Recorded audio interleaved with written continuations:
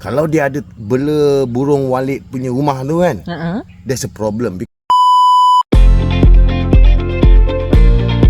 Seriously, saya bukan nak memuji baja Novatec Premium ni, tapi based in my experience, ini dia. Dia punya kesan dia. Dia punya penggalakan kepada pokok ni, kepada butik dan kepada buah sizing dia. Ni sizing dia. Okey, saya nak bagi tahu, setiap putik dia akan keluar banyak kadang-kadang tau. Yang hitam ni kita panggil putik jantan. Bunga dia panggil ni. Dia bunga dia. Nanti dia keluar dalam bunga dia, dalam tu akan keluar dia punya putik. Apa putik dia, pokok tak sihat kan.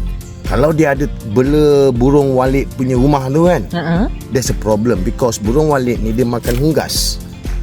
Bila unggas kurang dekat situ, penembungan, penggalakan kepada pokok tu akan terjejas. Kadang-kadang you tengok daun ni, orang cakap pokok ni daun ni dah tua kan. Sebenarnya daun ni salah satu dia, kalau kita nampak dia banyak sangat, dia terlebih baja.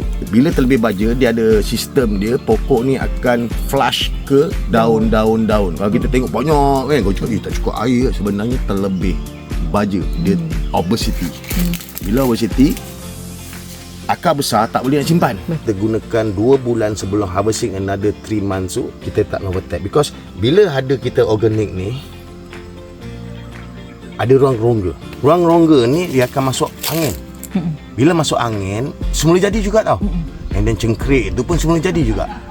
Bermakna tanah ni tak ada mampat lah, tak ada berasid lah.